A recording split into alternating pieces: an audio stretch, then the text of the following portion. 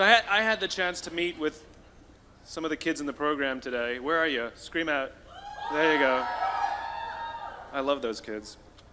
And so what I thought I would do, because they gave me a little bit of time to say whatever I want, is offer you a little bit of some observations for your future. I have 5 little rules that you can follow as you find your spark and bring your spark to life. The first is to go after the things that you want. Let me tell you a story. So a friend of mine and I, we went for a run in Central Park. The Roadrunners organization, on the weekends, they host races. And it's very common at the end of the race, they'll have a sponsor who will give away something, apples or bagels or something. And on this particular day, when we got to the end of the run, there were some free bagels. And they had picnic tables set up, and on one side was a group of volunteers. On the table were boxes of bagels, and on the other side was a long line of runners waiting to get their free bagel. So I said to my friend, let's get a bagel. And he looked at me and said, the line's too long. And I said, free bagel. And he said, I don't want to wait in line. And I was like, free bagel. And he says, nah, it's too long. And that's when I realized that there's 2 ways to see the world. Some people see the thing that they want, and some people see the thing that prevents them from getting the thing that they want. I could only see the bagels. He could only see the line. And so I walked up to the line. I leaned in between 2 people, put my hand in the box, and pulled out 2 bagels. And no one got mad at me, because the rule is you can go after whatever you want. You just cannot deny anyone else to go after whatever they want. Now, I had to sacrifice choice. I didn't get to choose which bagel I got. I got whatever I pulled out, but I didn't have to wait in line. So the point is you don't have to wait in line. You don't have to do it the way everybody else has done it. You can do it your way. You can break the rules. You just can't get in the way of somebody else getting what they want. That's rule number 1. Rule number 2. I like this one. In the 18th century, there was something that spread across Europe and eventually made its way to America called puerperal fever, also known as the Black Death of childbed. Basically what was happening is women were giving birth and they would die within 48 hours after giving birth. This Black Death of childbirth was the ravage of Europe, and it got worse and worse and worse over the course of over a century. In some hospitals, it was as high as 70% of women who gave birth who would die as a result of giving birth. But this was the Renaissance. This was the time of empirical data and science, and we had thrown away things like tradition and mysticism. These were men of science. These were doctors. And these doctors and men of science wanted to study and try and find the reason for this Black Death of childbed, and so they got to work studying, and they would study the corpses of the women who had died. And in the morning they would conduct autopsies, and then in the afternoon they would go and deliver babies and finish their rounds. And it wasn't until somewhere in the mid-1800s that Dr. Oliver Wendell Holmes, father of Supreme Court Justice Oliver Wendell Holmes, realized that all of these doctors who were conducting autopsies in the morning weren't washing their hands before they delivered babies in the afternoon. And he pointed it out and said, guys, you're the problem. And they ignored him and called him crazy for 30 years. Until finally somebody realized that if they simply washed their hands, it would go away. And that's exactly what happened. When they started sterilizing their instruments and washing their hands, the Black Death of childbed disappeared. My point is, the lesson here is, sometimes you're the problem. We've seen this happen all too recently with our new men of science and empirical studiers and these men of finance. who were smarter than the rest of us until the thing collapsed. And they blamed everything else except themselves.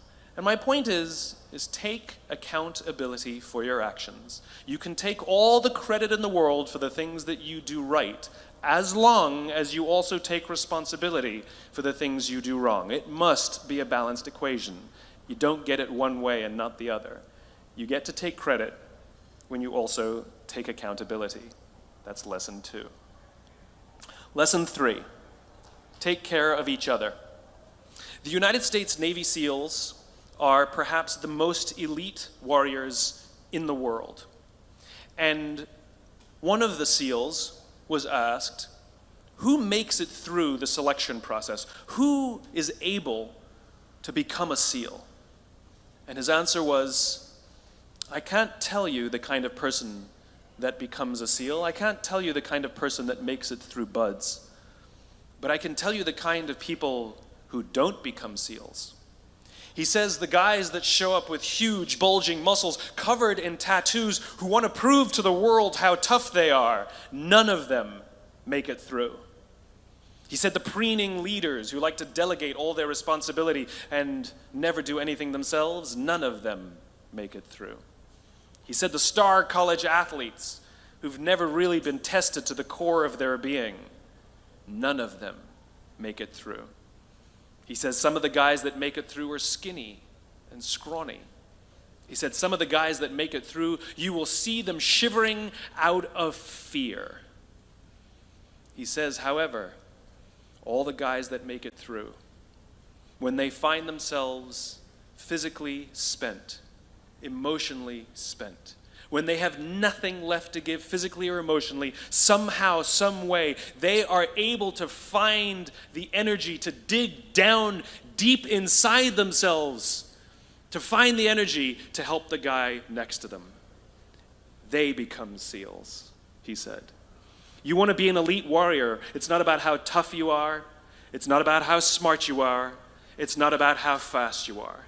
If you want to be an elite warrior, you better get really, really good at helping the person to the left of you and helping the person to the right of you. Because that's how people advance in the world. The world is too dangerous and the world is too difficult for you to think that you can do these things alone. If you find your spark, I commend you. Now, who are you going to ask for help, and when are you going to accept help when it's offered? Learn that skill. Learn by practicing helping each other. It'll be the single most valuable thing you ever learn in your entire life. To accept help when it's offered and to ask for it when you know that you can't do it. The amazing thing is when you learn to ask for help, you'll discover that there are people all around you who've always wanted to help you. They just didn't think you needed it because you kept pretending that you had everything under control. And the minute you say, I don't know what I'm doing, I'm stuck, I'm scared, I don't think I can do this, you will find that lots of people who love you will rush in and take care of you. But that'll only happen if you learn to take care of them first.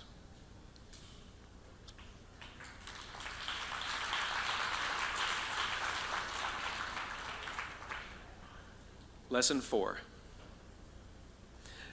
Nelson Mandela is a particularly special case study in the leadership world because he is universally regarded as a great leader.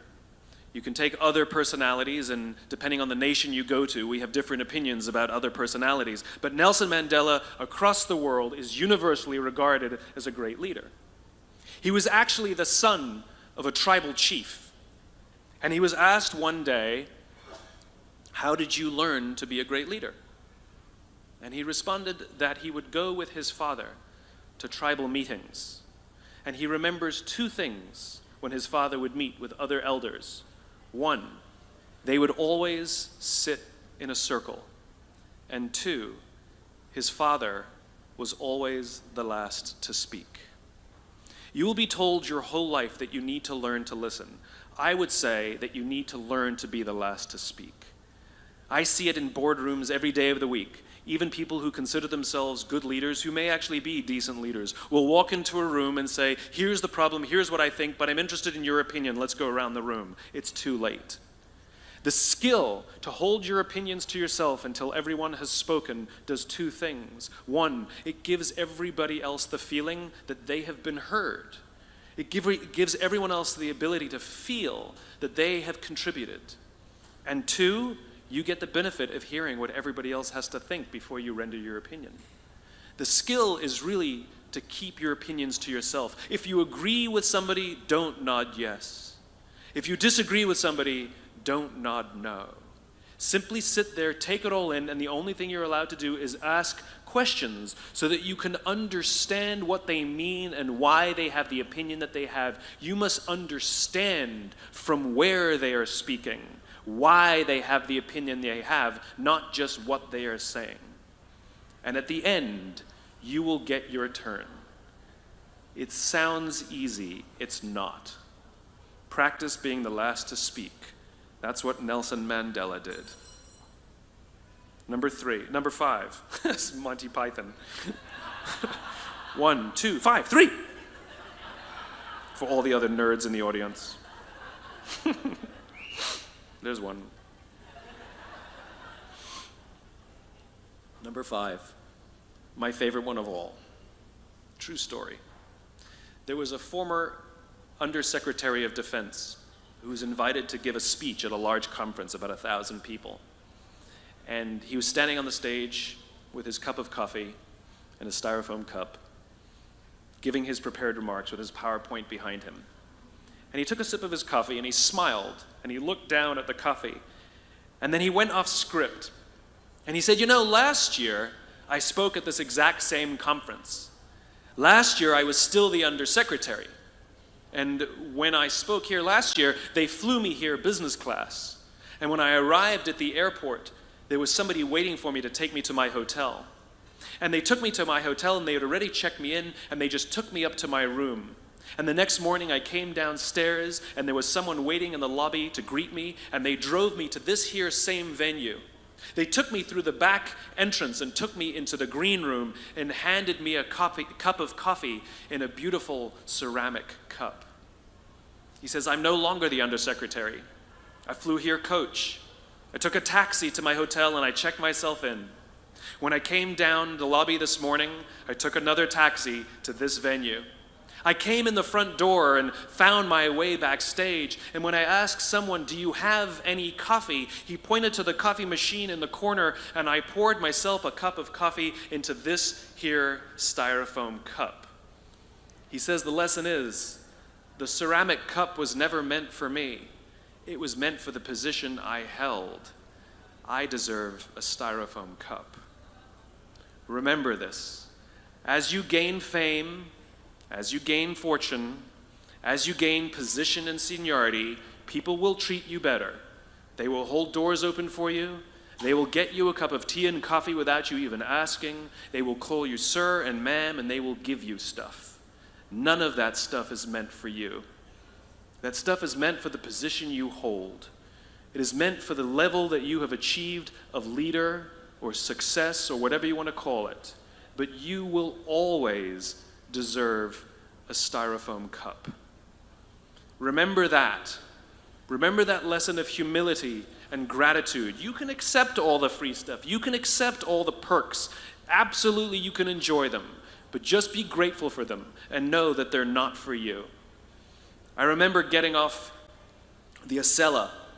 I took the Acela from New York to Washington, D.C., and I got off the train like everybody else, and I was walking down the platform like everyone else, and I walked past General Norty Schwartz, who used to be the Chief of Staff of the United States Air Force, the head of the Air Force. And here I did, you see a guy in a suit schlepping his own suitcase down the platform just like me.